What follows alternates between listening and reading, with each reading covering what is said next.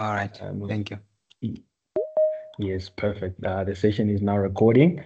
Good morning again to you, dear colleagues, and welcome to the Research Capacity Development Unit at the University of Johannesburg. My name is Lawrence, and I'm delighted to be your moderator for today's workshop. I would like to start off by thanking all the participants for taking the time to join, and most importantly, would like to thank our presenter, our facilitator, Dr. Gabriel Moniera, for taking his time to join us and for preparing to give giving this presentation. Before introducing Dr. Gabriel to you all, I would like to go over a few housekeeping rules, of which I'd like to think most of the participants are aware of. That if you do have any questions during this session, please kindly raise your virtual hands.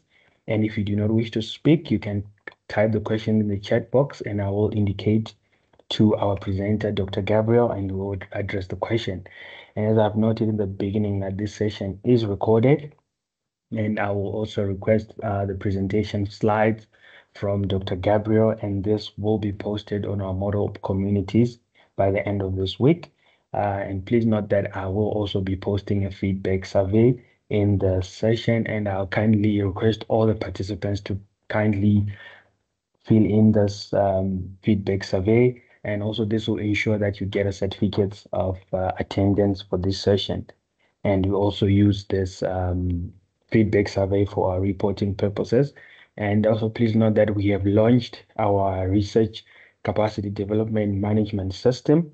If you do have any queries regarding our research management system, please do email rcdinquiries@uj.ac.za, and we will be able to assist you to sign up on our newly launched management system.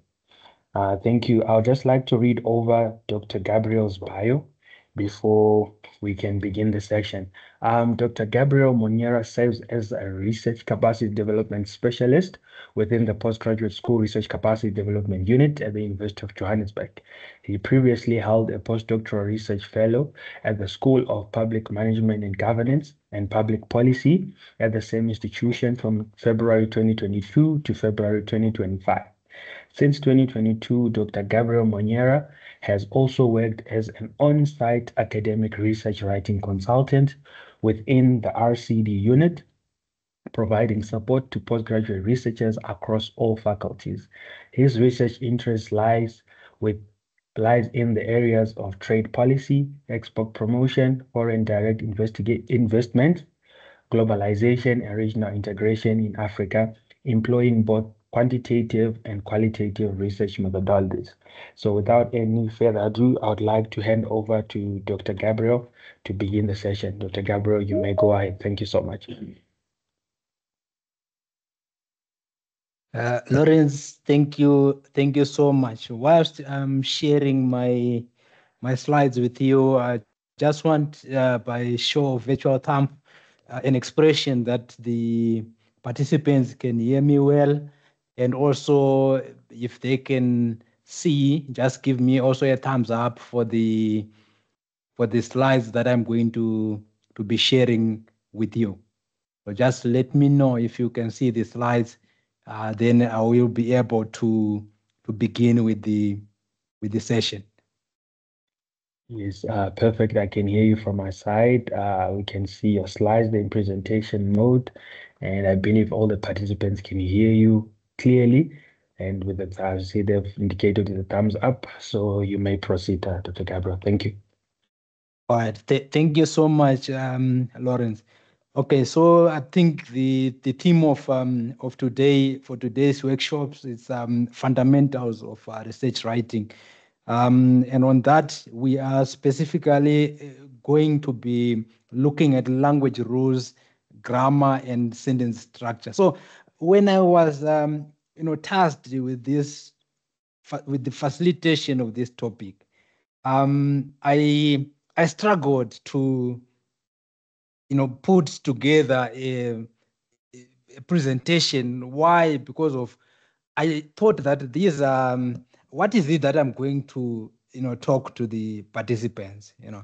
We have been writing since the time we went primary, we went to high school, we went to tertiary. Now others are holders of PhDs, others are pursuing their masters.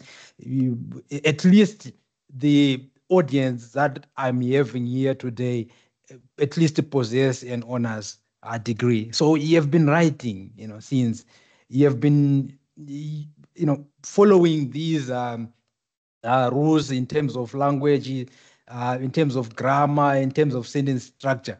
So I struggled on what kind of message am I going to give to the participants. But then I realized that this is just the same old story.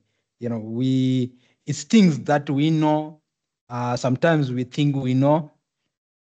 Sometimes we know, but we don't do them.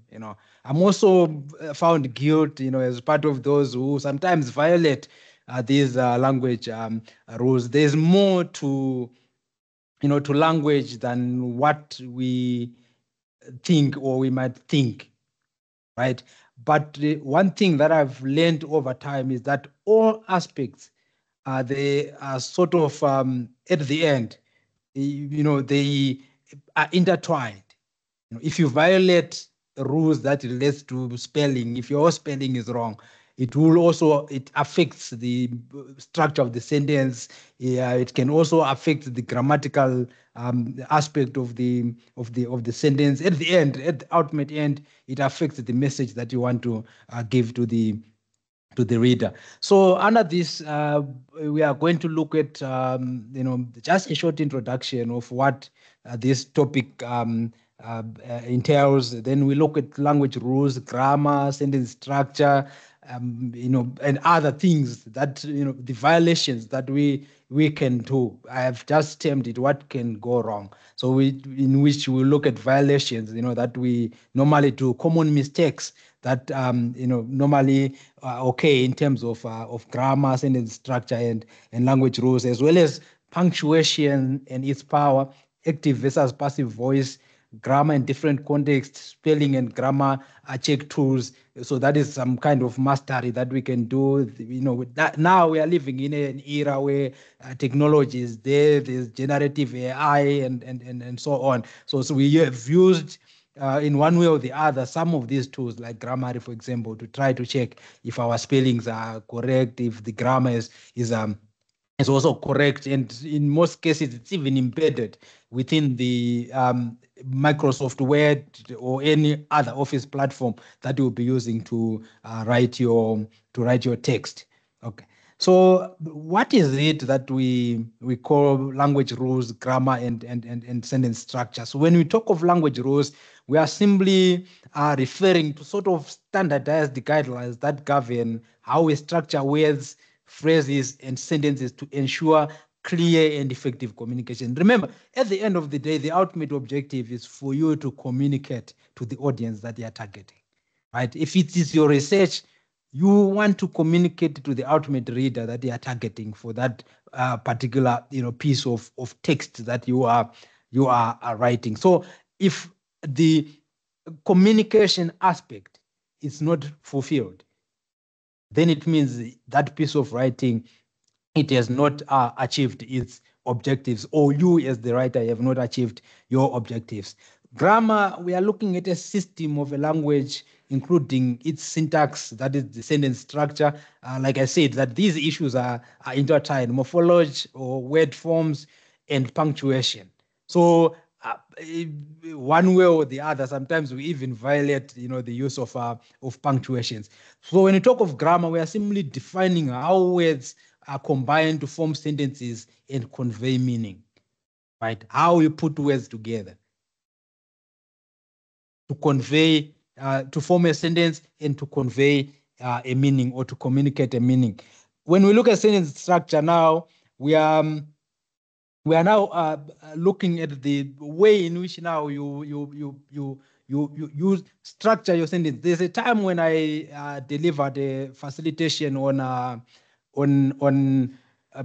issues of plagiarism, and I was surprised to note that if you take text from someone else or from another author, but you keep the sentence structure, then that is considered a form of of plagiarism. So, but we normally write keeping the structure of the sentences of the text that maybe possibly we have borrowed an idea from, or that particular text from, which is actually a violation of plagiarism rules, right? So let's now look at what is the purpose of grammar and structure, and also looking at language as a system. So we can see that grammar ensures clarity and consistency in communication. So if you choose the wrong words or use sometimes we have synonyms, words that can be used in place of the other, but in some cases you can use it in a possibly a wrong context. So you as the writer have a master of knowing that the context in which the word is being used. So in other words, if your grammar is wrong, it means the communication that you want to communicate, it's not consistent, and also it will be, the chances, the probability is very high that the ultimate receiver of that message will not be able to receive the message in the intended form, right? Sentence structure organizes ideas and supports comprehension. So that is where we talk of issues of logical flow. We look at issues of coherence. How do you package your ideas together, so that you can navigate the reader from one point to the next until you finally deliver the message that you want to deliver to the reader. So you can see that good grammar, it enhances credibility and also professionalism. Imagine you are a scholar, and you write an article that you want to publish, but when the editor receives the article, it's full of grammatical errors, it's full of spelling errors. So the chances are very slim that that paper will even pass through the desktop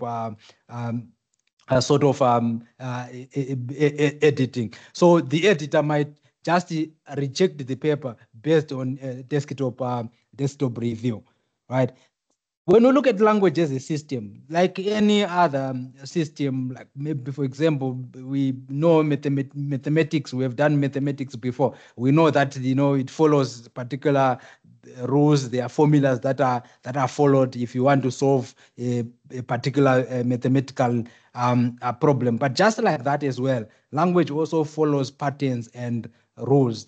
Even in formal settings, rules also guide the understanding. There is, even when we talk and sort of converse in our social settings, in the streets, and in other places, for that are meant for social cohesion, or for our social where we spend our social time.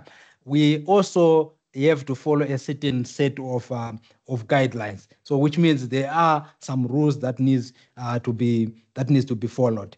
Let's look at some foundational language rules. So like I say, this is not another class where we are talking about these issues of verb, nouns, pronouns, and so on. But like I said, that it's simply the same old story, where I'm looking at it as just a reminder of certain things that we might have forgotten, or sometimes over time we just know how to do it, but whether what we are doing actually we do not know whether this is a noun or this is a verb, or I'm using a passive voice, I'm using active voice. There's a time when I was still studying, I used to receive a comment usually mainly from my supervisor, that use active voice, right?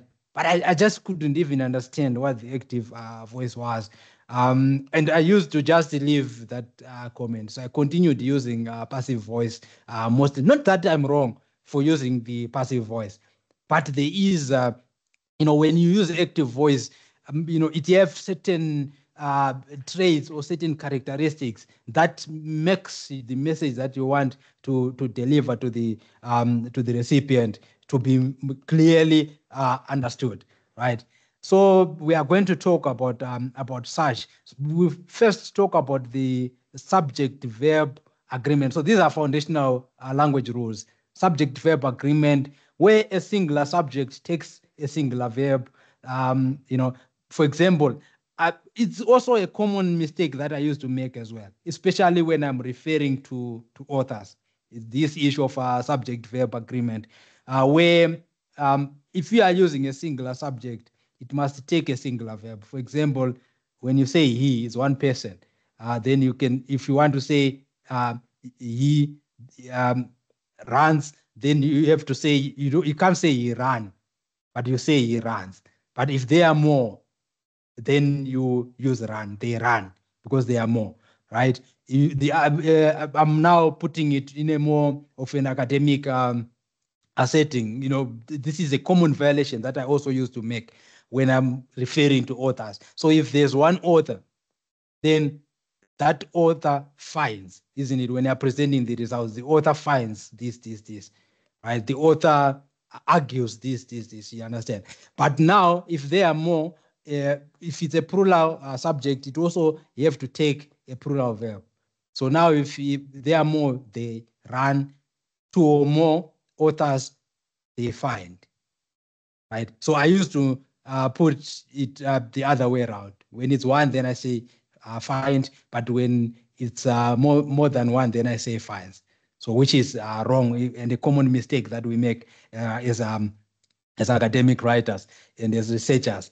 Then there's issue of tense consistency. So maintain the same tense unless time shifts require a change. For example, she walked to the store and bought milk. So you can see I'm writing in past tense and I'm consistently using the past tense. So don't mix that. Sometimes you're using past tense, sometimes it's a present tense, that kind of. So you have to be consistent with the verb form that you choose to use. Then the issue of pronoun agreement. Pronouns must match their antecedents in number and gender. For example, if you say every student must bring, then you have to say his or her book.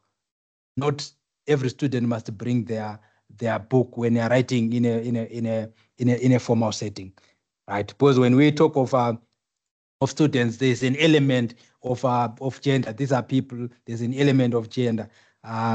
If also maybe there's sort of numbering that is associated to that, then also it has to be, every pronoun must match that number that is assigned to that particular pronoun.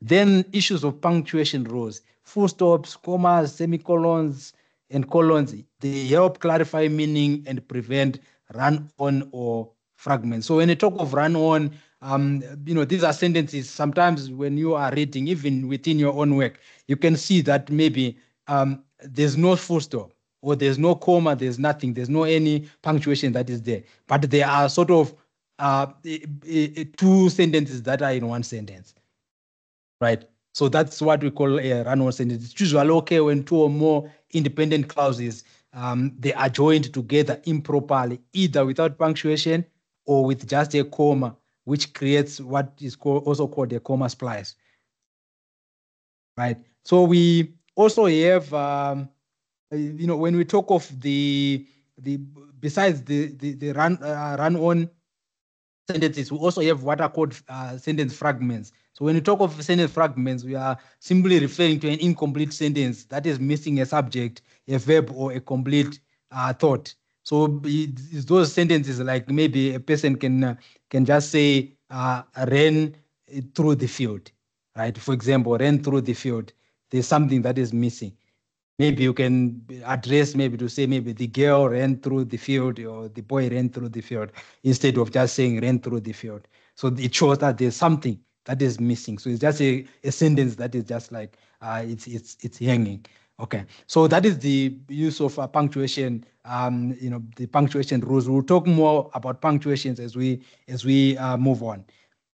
Then there's issue of when we look at grammar. Usually it's important for us to also go through these parts that we normally, grammatical parts that we normally use in speech or text, right? We have nouns. So we are going back now to sort of primary level, where now we have to define what a noun is. So a noun, usually it names a person, place, thing or idea, right? I've given examples there. When you say a dog, happiness, a person, it can be a name of a place, and so on. Then we have pronouns that replaces a noun, right? If it's a boy, then we can say he. If it's a girl, then we can say she, right? Depending on nowadays, the preference also is factored in. We say they, it. You see, instead of referring to the author with the names, maybe there are two authors, instead of always referring, maybe when you are writing about them in sentences that are following each other, you can maybe say, instead of rewriting them, then you can say they found this, and so on. So using pronouns. Then we have verb that expresses action or state, right? When you're running, it's an action. When we say is, become, so that is sort of a state that you are expressing. Then we have adjectives that describes a noun. When a person is happy, his color is blue, a person is tall, all those other descriptions that we can give to try to sort of describe nouns. You can be describing a place, and or any other thing or an idea. Then we have adverbs that describes a verb, adjective, or another adverb. So we are saying quickly, maybe the verb is run. So run quickly, you see.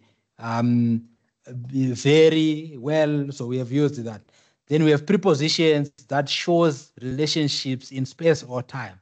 On, after, during. So we normally do that, especially when we are writing in academic text. We always refer to time. During, the Great Depression, during apartheid, that those kind of text. Then we have conjunctions that connects words or phrases, like and, but, because. Remember, you are joining sentences.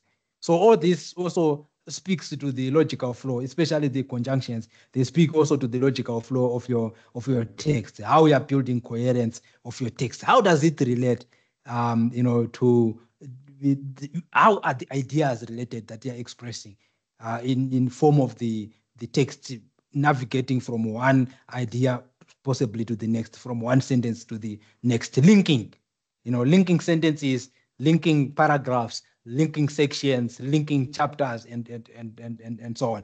Then we also have interjection, which expresses emotion, like wow, ouch, but I don't think when we write we use wow and ouch. Maybe we can say maybe surprisingly. So which means you have found something that was not found then, or your results that you have found, they are in stark contrast, maybe sort of with another paper that found certain results. Then you can say surprisingly. You understand? So we call those interjections. Then okay, so why? So this issue of grammar as well, we link it. Remember, we have already talked about the all these sort of parts that are can used in speech or text, but everything is aimed at constructing sentences that are clear. So looking at sentence structure now, we now look at particular components like the subject, the predicate, even types of sentence: a simple sentence, compound sentence, complex, compound and compound complex sentence. When we look at sentence components, we have a subject. Okay, when we say a subject, we are saying who or what the sentence is about. You see that when we talk about the active and passive voice, we talk more about this issue of the subject, within a sentence, right? Then the predicate, we are saying what the subject is doing. Okay, so we have these are the sentence components. So in a sentence, we have a subject, and we also have what the subject is doing. So under the subject, who or what the sentence is about.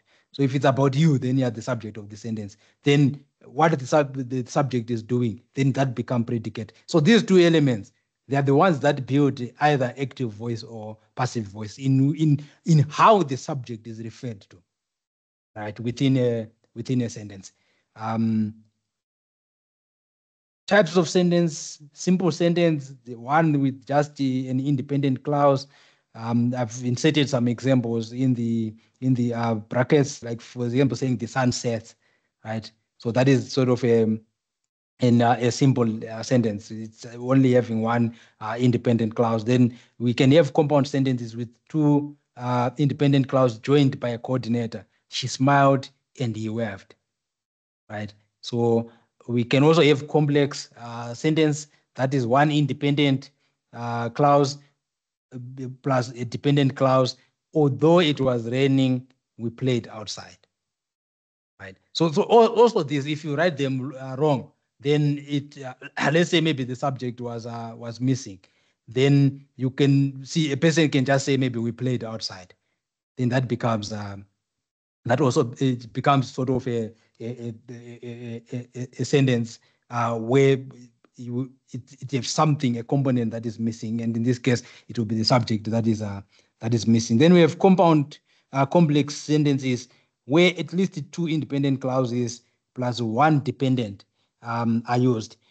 I went home and she called me because she missed me. So there are two independent clauses there. Then there's also one dependent dependent clause there, right? Then, but what can go wrong? You know, when we look at this issue of grammar, language, you know, sentence structure, what is it that can go wrong? So these are just some common errors that we normally see in sentences. So I've already explained some of them when we in the previous slides. I talked about the issue of fragment sentences, which are incomplete sentences. Because it was raining, then you just write it as because it was raining. So there's no independent clause there, right? So because it was raining, there must be something that is actually missing. Because it was raining, then maybe we could not play outside, right? So we playing outside. So it's if it's missing, then that sentence is actually incomplete. So we have, I think, violated some of these rules when we are writing, where you just put a sentence, but when you are reading that sentence, you can see that it's just like it's a continuation of a sentence. Then possibly have used the wrong punctuation, like a full stop, for example. Then you put, because it was raining, then it's only hanging on its own. Then we have run-on sentences, two independent clauses without a punctuation. He loves coffee, he drinks it daily. But there's no any punctuation that is there. Sometimes it's two sentences that do not have a punctuation. There's no full stop, but it's two sentences, right? So that becomes a run-on sentence. Then we have comma splice, two independent clauses joined by just a comma. I like tea, I don't like coffee. So there's nothing else that is added. There's no conjunction there, or maybe saying I like tea and I don't like coffee.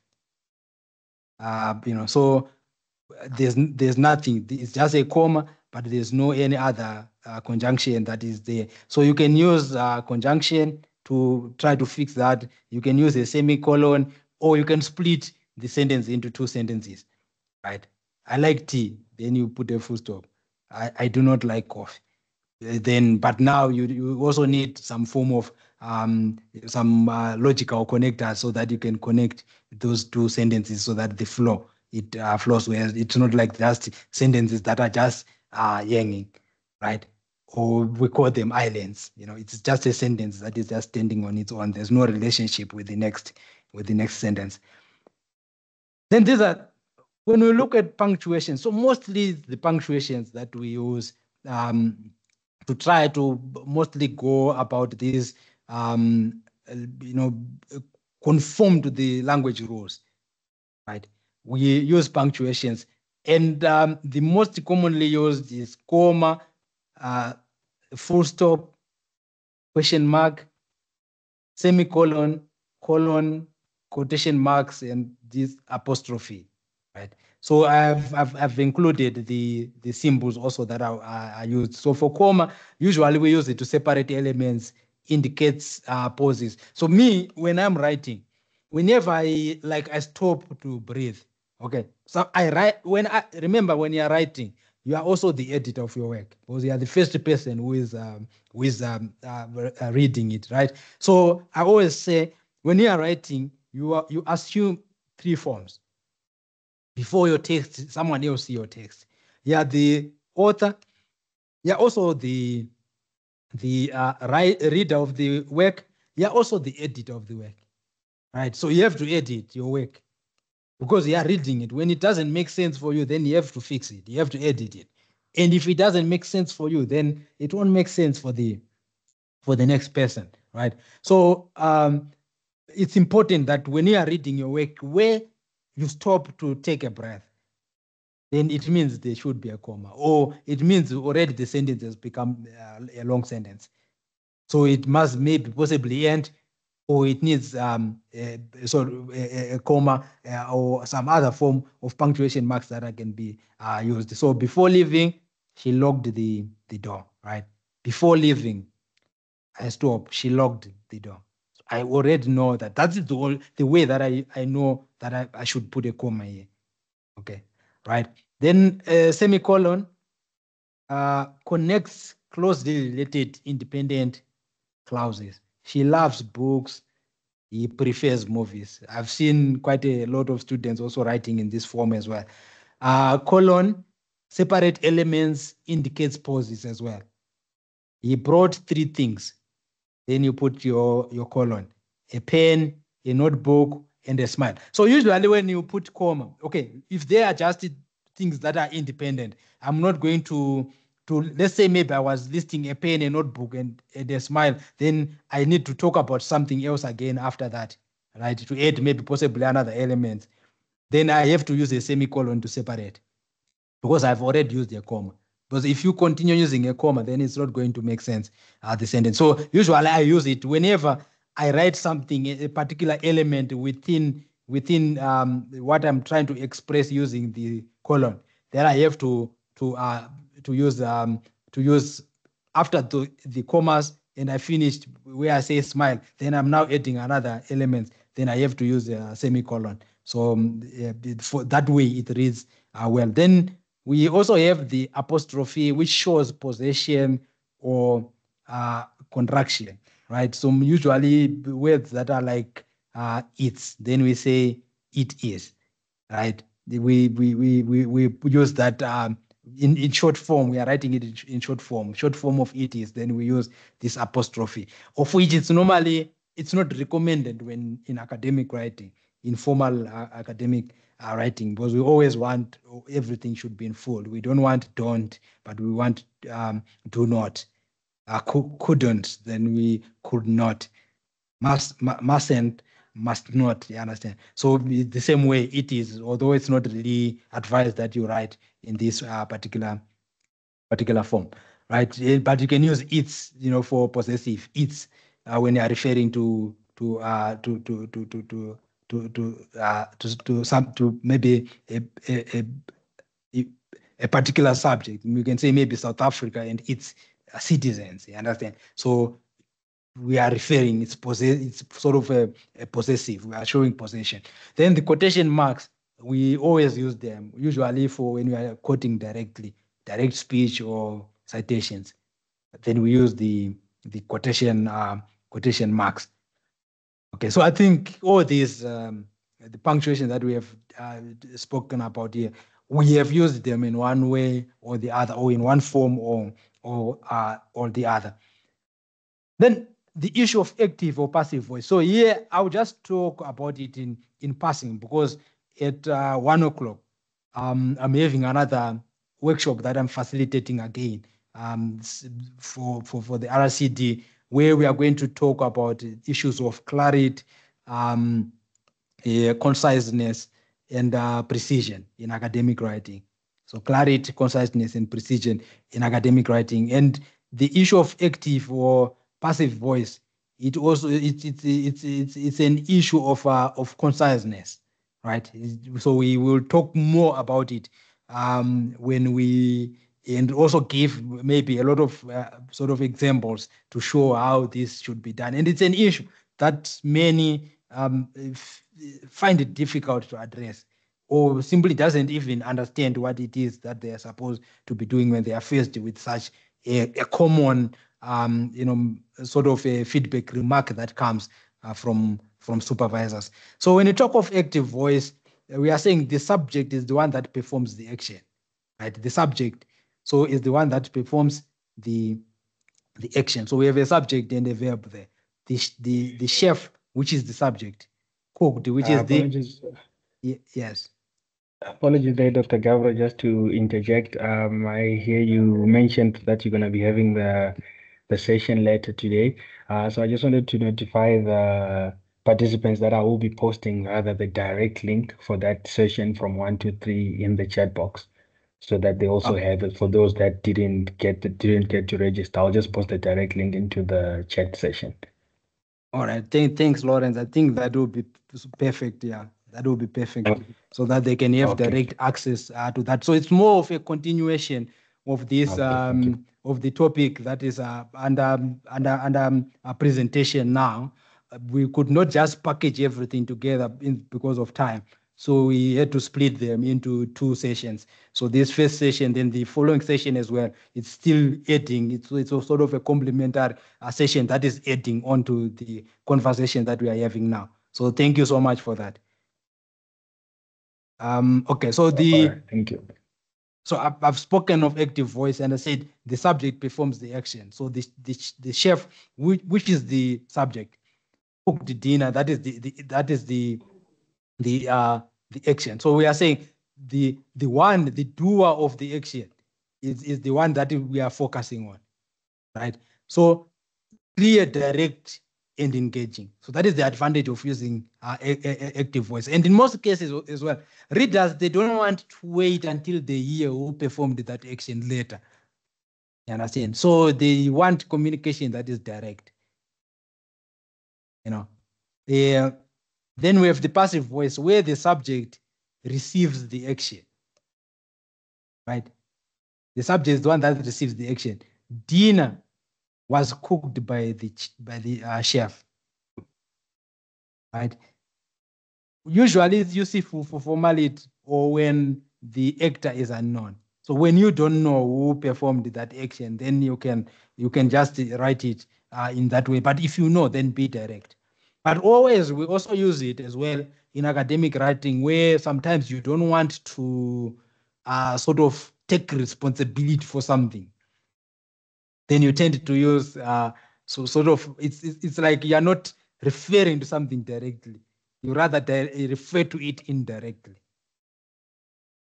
So we also do it when we do not want to take to take maybe sort of responsibility for certain claims or for something in academic writing. So the tip, usually the preference is on active voice in most writing, especially when you're writing persuasive or narrative pieces. But it doesn't mean that when you use passive voice, what you're writing is wrong. No. But usually it's the issue of being clear, direct, and engaging. And also that your sentences, passive sentences, are usually long, overly long, right? Grammar in different contexts, right? So we have formal versus informal grammar. So you look at formal academic, usually professional writing, like I said, you can't say can't with an apostrophe, but you have to say cannot, will not. In places of informal text that we say can't. I can't, I won't, I ain't. You see, in streets, yes, we talk like that. Or when you're writing on social platforms or to friends, or we can talk like that. But in academics, it's regarded as being informal, and we know that academic writing is formal, right? Contextual adaptation: use complete sentences in essays, contractions in conversations. So these are okay. We remember when you are writing. So whenever we are writing in a sort of an academic setting, let me not refer to essays, but let me say academic setting. Then we don't have to use contractions. So we have to use full. I cannot. I will not. Right. Then we also have regional variants as well. British versus American English as well. It's also very important. When you say color in British English is the first one, but color of American English is the second one. Organize in English, first one, then versus organize with Z in American English. So you have to set the preference of your language before. Or if you didn't do that, then after when you're editing your work, you have to set the language. You can set that automatically on Microsoft Office Word so that it can detect, flag out if you use wrong, spellings in terms of the English, the regional variation of English that you are following. Let's say you're writing for a journal that is an American journal. You have to use American English. Or you're writing for the American audience, then you have to use their English. But if you are writing for a South African setting,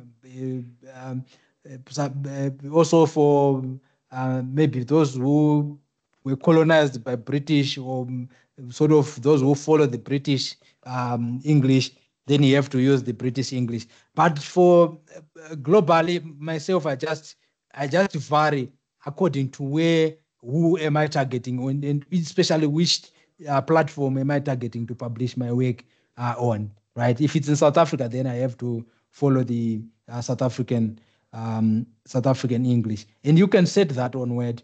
There's an option that at the bottom, I think far left, you will find that option that talks about language. If you click it, then you can be able to set your language that you prefer.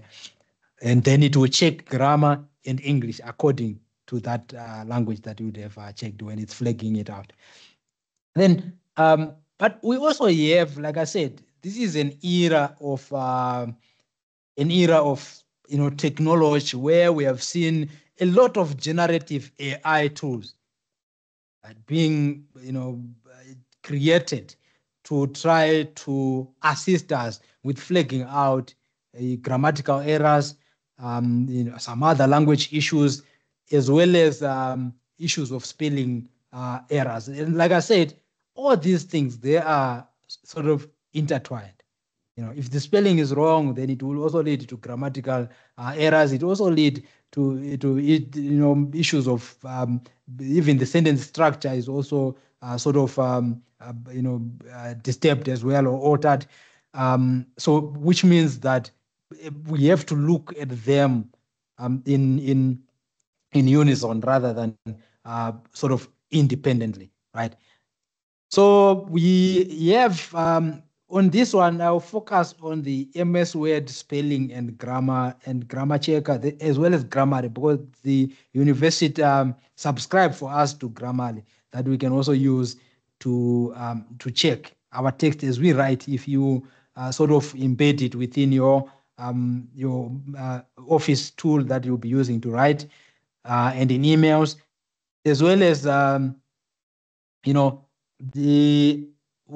you can also have other practice resources as well, like BBC Learning English. For most of us, English it's not our first language, so we learned it over time, right? We learned it over time, and we are not perfect because that is not the native language that we use. Even within our native language, I struggled with my vernacular language a lot. I was even better in English than my vernacular language. So which means that even those who are natives of English, English speakers, native English speakers, they still struggle again with the language. It's the same as we struggle with our own languages as well, right? Because there's a lot of rules that forms the structure of the sentences that we write, that guides or governs the arrangement of the words and so on, right? That not everyone is sort of exposed to. And even if you are exposed to, it's not like you will know everything. So one way or the other, there are certain mistakes or contraventions that will okay as you write. Okay, so this is just a tip. You have to also read widely in well-edited publications, write regularly, and revise with a critical eye. With that part of editing, edit ruthlessly. Let me say that when you are writing your own work, and also get feedback from peers and mentors. So sometimes that's why it's important for someone, another eye, to just also read your work. Okay, so usually, because you cannot look for an editor to say edit my work as you are writing, but you can do that process at the end after I've finished. Then you can have your work edited as well, but to just check that all these language issues are flagged out and they are resolved before that text is sent to the for the intended recipients of the message that you want to convey. So this is the spelling and grammar check tool. So in your Microsoft Office, because some people, they don't know that this is there within Word. So usually what I do, after finishing writing everything, even though within Office, you can set that it must flag out grammatical errors. It must also flag out spelling errors. Sometimes it doesn't flag out everything, right? So we know that spelling errors are usually and sort of having sort of an underlining that is red, and if it's a grammatical error, it's usually blue. But for spelling errors, this is my own personal observation. I've seen that most errors that are of a spelling nature, the Microsoft Office usually have sort of suggestions for that.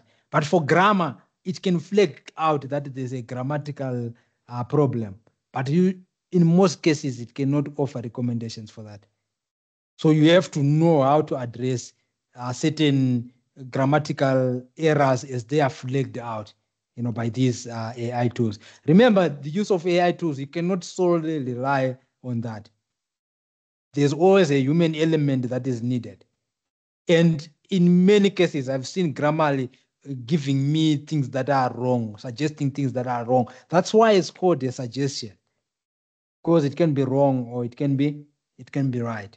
Right. So it means you have to check and evaluate that sentence that is saying it's wrong. Don't just accept everything as you go.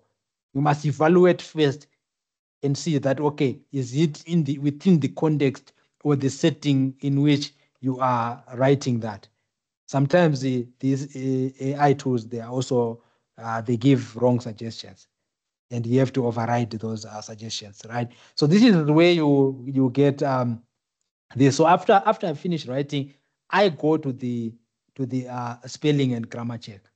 So you find it under the review tab on your Microsoft Office. So you go to the review tab, then you click on the spelling and grammar command.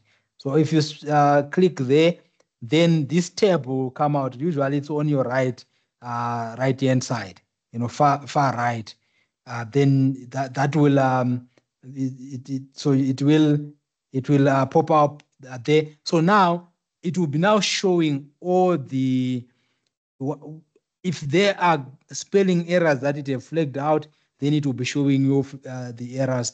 Then you have a choice of either ignoring it or ignore all words that are like that, right? With that are being flagged out as a spelling error, or you can add that to the dictionary. So if you click add, then it's going to add that word to the dictionary. So we normally do it, especially if we use words that are of another language that is not English, and to automatically be flagged out. It can be names of people, surnames of people, that are not within the English dictionary that you are using at that particular moment, and also within the embedded in the Microsoft Word that you are using. So for each error in your document, Word tries to offer one or more suggestions. So you can select a suggestion and click change to correct the error. So let's say that resources, yes, of course, it was a mistake. And it's true that the resources should be spelled the way that Word is suggesting. Then you just click change and it will change. So if you have made multiple errors like that, then you just say change all. So which means wherever there was a wrong spelling of resources, then it's going to change all that. So you don't have to follow and changing one by one, right? Then we have the spelling. Okay, so after you've done, you go all, finish. The same also applies to grammar as well, to grammar as well. So you have to also flag out grammar, but usually it's separated into two. Spellings, they have their own icon where you click, then it just says spellings. That is on this pop-up window that comes out on the right of your screen, usually on the far right. Then you also have an option of going through each and every grammatical error as well in the same manner. Ignore all, or it normally say ignore this error. Ignore once, or ignore sort of an error of a similar nature, right? Or you can address it. But like I said, from my experience, usually for grammar, there's usually not much of suggestions that are given. Only for these words, like maybe you use the ones that I was talking about, instead of saying for a singular, maybe for a single author, instead of saying finds, then you say find, then usually such it can quickly pick that, and you'll be able to correct that. So these are sort of steps to run spelling and grammar check again. So we'll go through each error until you have reviewed all of them. After the last error has been reviewed, a dialog box will appear confirming that the spelling and grammar check is complete. So it also shows you a percentage. So this was based on an earlier version of Windows. This is, I think, 2016, but we already have, I think, Microsoft Office 2024, because I saw that the latest version of Publishers 2024, and usually the university they mostly have the latest. And if you are not having the latest, but this is not, it doesn't really differ from one version to another version, right? So it will show you now that this is complete, then you click OK, right? Sometimes it also give a check of similarity, but yeah, you cannot rely on that, because it's normally lower. But if you take that same work to Turnitin, expose it to the repository of Turnitin, then the similarity score becomes higher, because I don't think Word have the capacity to really check, because of sort of maybe possibly a limited repository of scholarly work that it can check similarity against. Okay, so if no suggestions are given, you can manually type the correct spelling in your document. Then ignoring errors, this is usually like I think I've already mentioned that and explained as well, that for the spelling and grammar check, it is not always correct, so you say you ignore. Particularly with grammar, there are many errors where you will not notice. There are also times when the spelling and grammar check will say something is an error when it's actually not. It often happens with names and other proper nouns, which may not be in the dictionary that word is using. So if a word says something is an error, you can choose not to change it. Depending on whether it's a spelling or grammatical error, you can choose from several options as well, right? Then we have so like I said, you can ignore options for spelling errors as well. Ignore, this will skip the word without changing it. Ignore all, this will skip the word without changing it, and it will also skip all other instances of the word in the document. So these are things that I've already explained. Adding that will add it to the dictionary, and it will never come up as an error again. Right? So you make sure that the word is spelled correctly before choosing this option. But remember, when you add it to the dictionary, you're adding it to the dictionary on your own word that you are using. It doesn't mean when it comes to my, you send it to me, then I download it into my computer, then that word will be in the dictionary. It will be flagged as a spelling error again, right? Okay, then we have the ignore for some grammatical errors where do not provide an explanation. Like I said, then you have to be the one fixing it on your own. So it will just tell you that maybe use active voice or use passive voice, but it doesn't give you, to rephrase for you that particular, maybe sort of the sentence that is being flagged as a with grammatical errors. So for the same as for grammar, you can also ignore. So this will skip the word or phrase without changing it, right?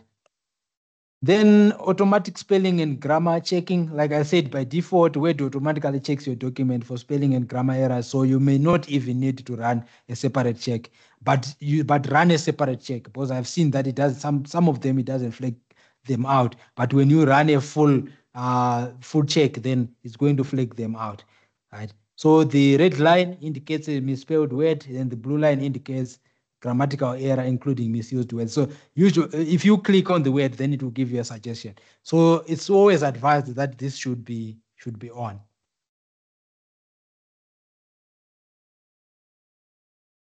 Then also beware of misused words. So when we say a word is misused, also known as contextual spelling, occurs when a word is spelled correctly but used incorrectly. Right. So it affects grammar. It's a correct spelling, but you are using it in a wrong sense. I sometimes joke of when a person calls me, then he says it's a wrong number. So I always say no, it's not a wrong number, but it's a correct number, but wrong person, right? So the same is we can apply it in this context as well. Contextually, it's wrong. It's the spelling is correct, but you have used it in a wrong context. Then it becomes a contextual spelling error, which is also a grammatical error. For example, if you used the phrase "deer" of referring to the animal, when you want to say maybe to use to say deer, DEAR, you see. So it's so that is also considered as some form of a misused word. Okay. So if you are using that in the letter, so it's a correct spelling, but you have used the wrong deer, isn't it? So that is deer of an animal instead of saying deer. So these are words that sounds the same in pronunciation, but actually you have wrong, actually have different spellings, and also referring to a completely different context. Then automatic spelling and grammar check, correcting spelling errors. I've demonstrated that as well. How you can correct that. So you simply click on it. When you if you just move your cursor onto there, you go and click on it, then it will automatically a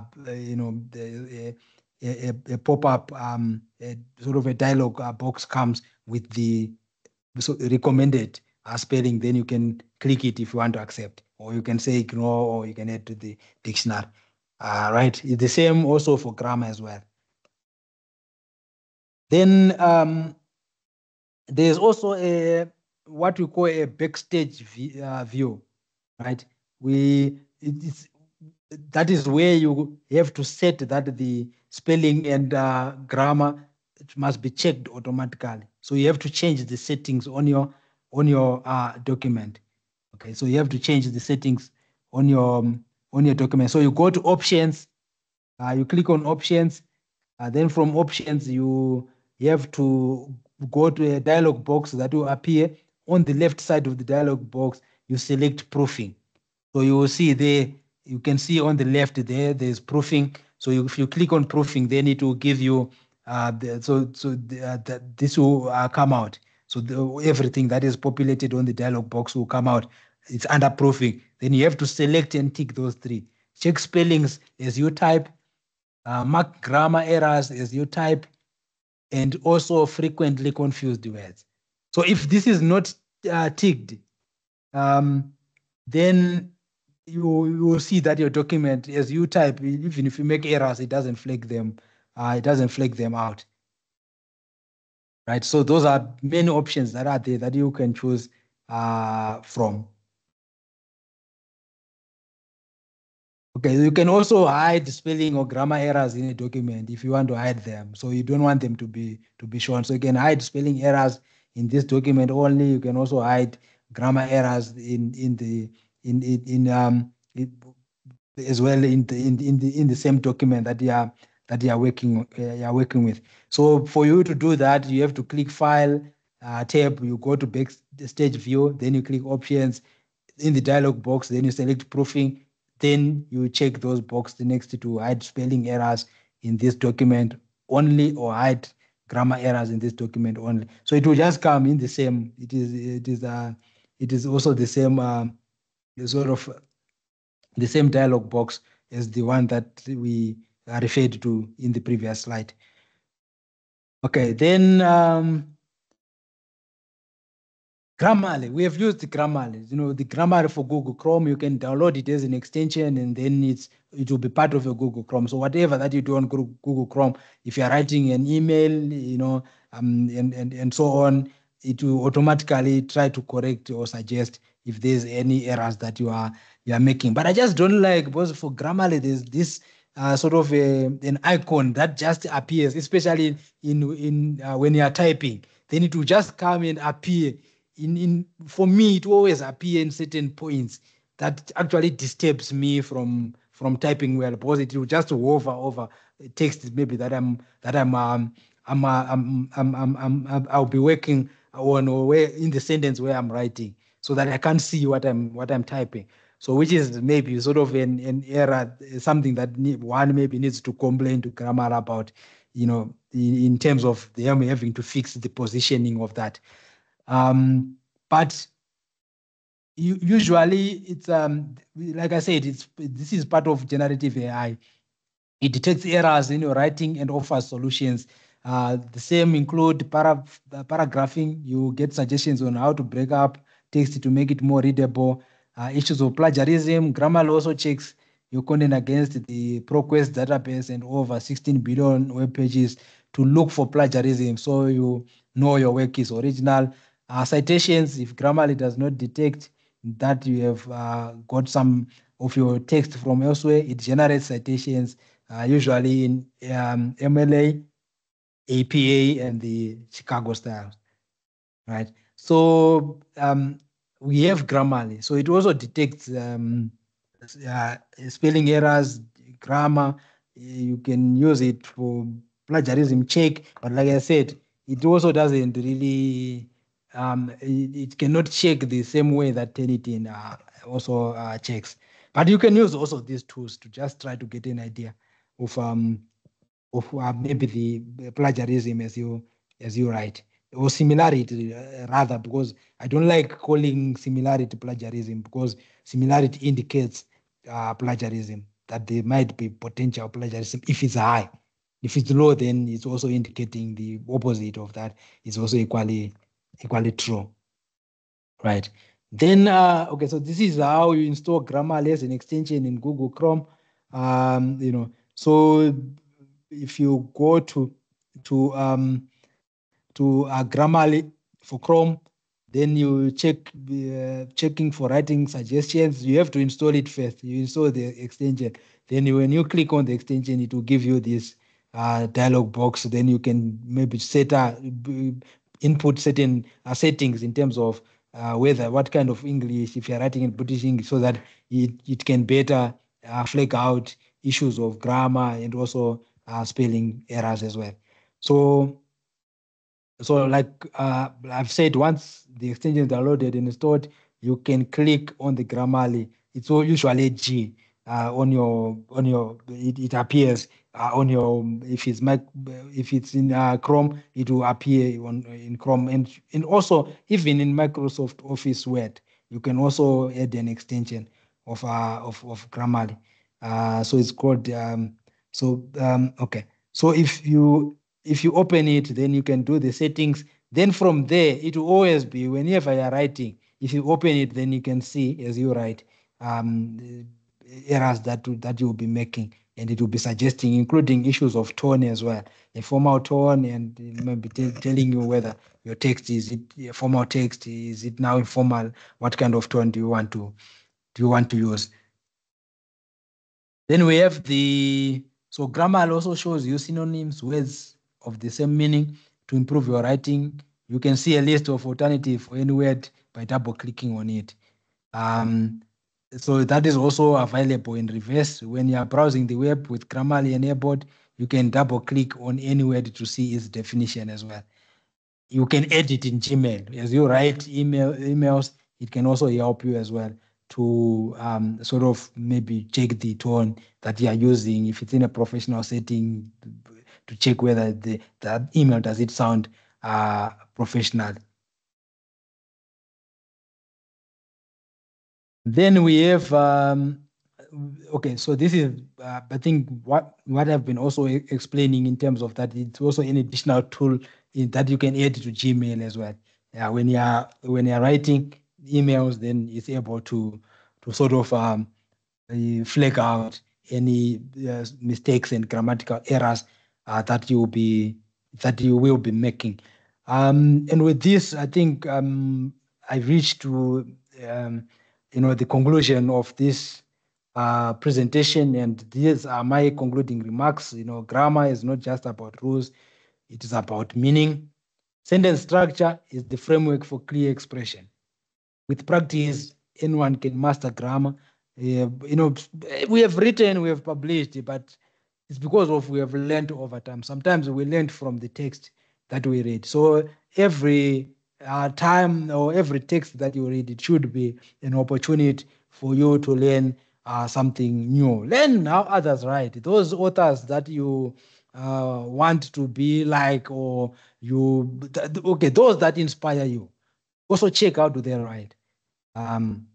It's also important, to practice. I once did English for academic purposes with Oxford, where I also learned a lot about writing English in an academic setting. So such kind of training also assist in you mastering, these language practices, and be able to to know and address issues of grammar and other issues that relates to this topic that we have addressed, sentence structure and so on, as you write. Good grammar is credibility, right? If you write a paper, it's wrong spellings when we are reading it, it will be published. And now papers are not only being published in a sort of a paper form, that they are also now in soft copies, right? And they are distributed in different platforms. You can see your paper indexed maybe across 10 platforms. So which means across all those platforms, those who are reading your paper, they read it with wrong spellings and with wrong grammar, with certain conventions on grammatical rules. So we should always try and strive that everything that we write, it must be perfect to you before you send it out to anyone to read it or even consider it for publication. Wrong spellings, wrong grammar, you are just, whoever reviews your work will not take you seriously. Okay, and with that, I move on to the, I call it open discussion, but this is also the question and answer segment. So where we can also discuss, you can also share with us if there are experiences that you would like to share with us. I'm opening this to participants. Thank you. Thank you so much, Dr. Gabriel, for that very insightful presentation on language rules, grammar, and sentence structure. And I hope the participants have picked up a thing or two based on how to formulate, the grammar, the sentence structure, and language rules. As you say, that grammar is about meaning. So hopefully the participants will find meaning in in their writing, in their academic writing. And we really appreciate you for your insights based on that. And as you said, that now we can open the floor for questions and just create an open discussion, an interactive discussion. So to the participants, if you have any questions for Dr. Gabriel, please kindly raise them by raising your hand, or you can type in the chat box and we can open the floor to questions. Thank you so much.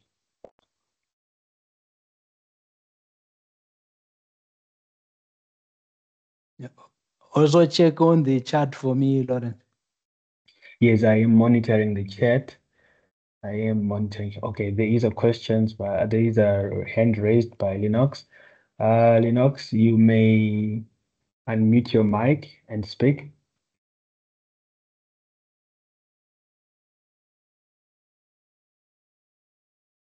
Hi, Linux, Ramashir.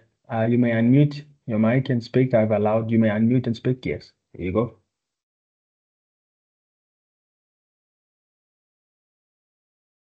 As you may go ahead and speak.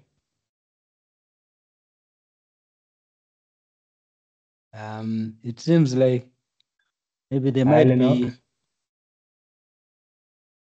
Yes, because her mic is unmuted. Yes. I don't know if it's a he or she, but Or your mic is unmuted. You may go ahead and speak. it might be a technical error on the side of Linux. But Yeah, okay, probably network you can issue. unmute again. Yeah, you can unmute again and speak. Yes, you may go ahead. Okay, alternatively, if you can hear us, you can type in the chat section. Yes, please type in the chat section if you cannot unmute your mic, because I've enabled everybody's mic. So if you have any question, you can just unmute your mic and speak to all the participants. If you do have any question, you can just unmute your mic and speak.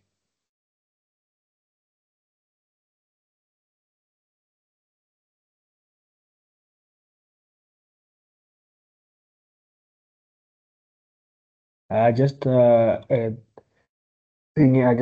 posted the feedback survey in the chat session.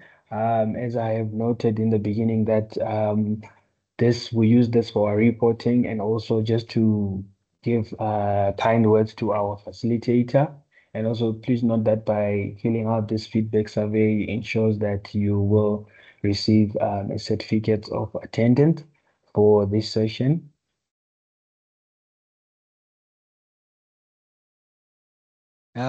Lawrence? Yes, Doc?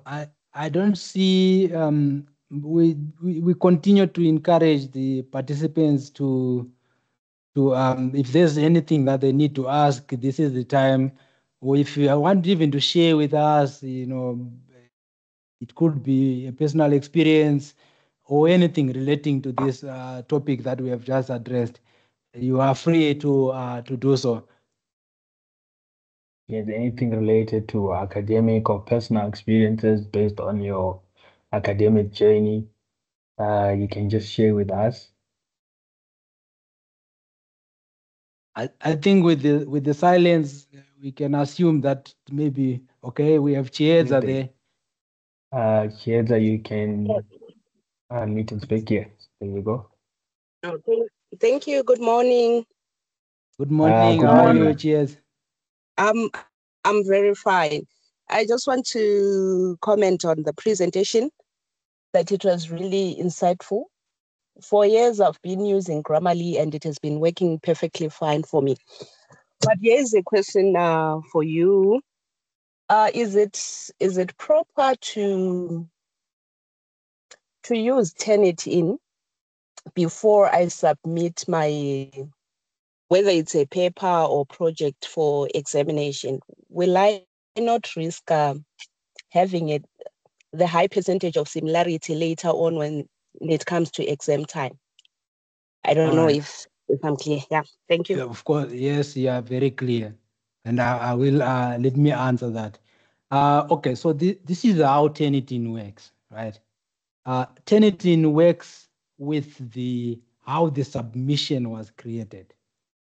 Okay, so usually if it is a submission that is intended for you to be able to enhance your work, like let's say the Turnitin that is offered for, because I'm enrolled on one of my Moodle communities that I'm enrolled to. One of it is for Turnitin, a submission. I can submit and be able to check my work against the Turnitin. So what happens is that if it's a multiple submission, it's each time you submit, the previous copy that you would have submitted, it's taken out of the repository of Turnitin. So it won't be flagged out as 100%. So the one that is set by the university, it's set in a way that your work, it will not be flagged as 100%, unless if you have submitted it using another submission that was set by someone, right? Then you come to submit it to the submission, maybe set on Moodle by UJ for issues of trying to maybe rectify similarity and so on, for plagiarism purposes and so on. Then it will be flagged because now it's in the repository of Turnitin on the other submission. Okay, only if I have set an assignment for you and I say the assignment, it have multiple submissions, then every time you submit on that particular assignment, it will override the other previous submission that you would have done. So I don't know if you understanding me well, or if you have a follow-up question on that. Yeah, your response is very clear, but I don't think I'll risk it. I'd rather play safe. Thank you so much. But it's quite clear. All right. No, thank you. Thank you so much. Yes, Doc, you can go ahead. I wanted to ask if there's still any more questions that we need to address, or maybe we can bring the session to an end if we do not get any questions on the chat and as well as from the participants. There isn't any questions in the chat session. I just have a question from my side, Doc. The question is, what are common grammatical errors that are usually found in papers, as you say that English is not our mother tongue? Maybe I can say non-native English speakers, during our research. What are most common errors that you have experienced or you've found maybe in certain papers, and how can some of these errors be addressed in academic space?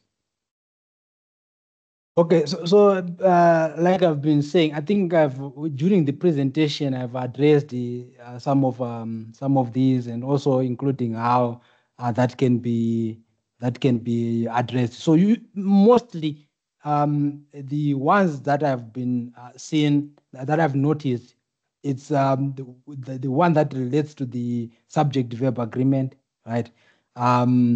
Like those ones that I say, when you are referring to one author, you say the author finds, but when there are more, you say find. But it's unusually used like in the oppositely, right? So for plural, then they would say finds, but then for singular, then you say find. Right, that is one common error that I find. And the use of punctuations. Run-on sentences, wrong use of punctuations, where a full stop is supposed to be used. Some people may use a comma there. Then already grammar is affected.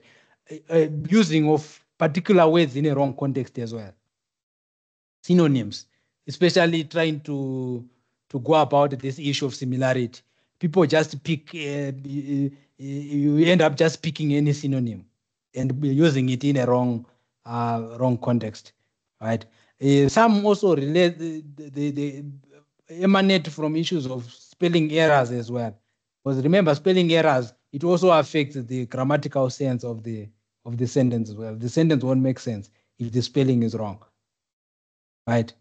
So those are, so the issue of punctuation rules, consistent with tenses. Some, it's a mix, past tense, present tense, any tense that they just use. any tense. So it's also something, of that we also have to take notice of. The pronoun agreement as well, but that is not a very sort of a heavy violation though, because still the comprehension of the sentence, it's still not affected. I can still be able to understand it, but though in terms of it will be a sort of a violation of language rules. Thank you so much, Doc, for clarifying on that. There is a hand raised by Lihu, so you may unmute and speak. Yeah, thank you. Good morning. I just wanted to see the slide before this last one. I had thought there was some materials shared that we can use. Okay, all right. Yeah, but we will, this will be uploaded. I think for this, because I'm here within the unit, we'll upload them today. Oh, okay. on the module communities. So these are just some of the resources that I saw maybe interesting when I was preparing this presentation, that also teach about these issues of academic writing. Okay, thank you. And I also want to say to the participants as well, don't be shy to go online as well. Some of these things are just available, just by typing, how can I write in active voice? A lot of materials come out. But be a judge. Remember, surfing the internet, there's a lot of even wrong things also that are there. But if something is correct, you should be able to be the judge to say, no, this is relevant to what I'm looking for. This is helpful to what I'm looking for. Otherwise, there are a lot of resources, some which are not peer reviewed. All right. With that, I think I should proceed to thanking the participants for listening to the presentation, and also just for taking your time, to be with us, in the workshop for today. We also thank you for continuing to support the RCD. And with that, I hand over to you, Lawrence. Thank you so much again. Once again, thank you so much again, Dr. Gabriel, for this very insightful workshop on language rules, grammar, and sentence structure. And I hope all the participants have definitely taken a thing or two based on that. And we really appreciate you for facilitating this workshop. And thank you to all the participants for taking the time to join. And as Dr. Gabriel stated, that he will also be facilitating a follow-up session on this today later. So I'm again posting the direct link to that workshop for later, which is going to be from 1 to 3, with the title Clarity, Conciseness, and Precision in Academic Writing. So hopefully we'll be seeing you, all the participants later, to just attend that session. It will just be more of like a follow-up to this session, and hopefully we'll be able to join that session later. And thank you so much again to all the participants. And just a reminder to please fill in the evaluation link announcement. We really, really appreciate you for that, and really thank you so much for taking your time to join this session. I don't know if there's anything else that you'd like to add there, Dr. Gabriel, before we close out this session. I don't have anything to add, Lawrence, except just saying see you later. Definitely. Thank you again to all the participants, and thank you again, Dr. Gabriel. And we really, really appreciate your presence. And thank you again for supporting the Research Capacity Development Unit. And thank you to all the participants. See you later again, and enjoy the rest of your day further. And now we'll be ending the session. Thank you.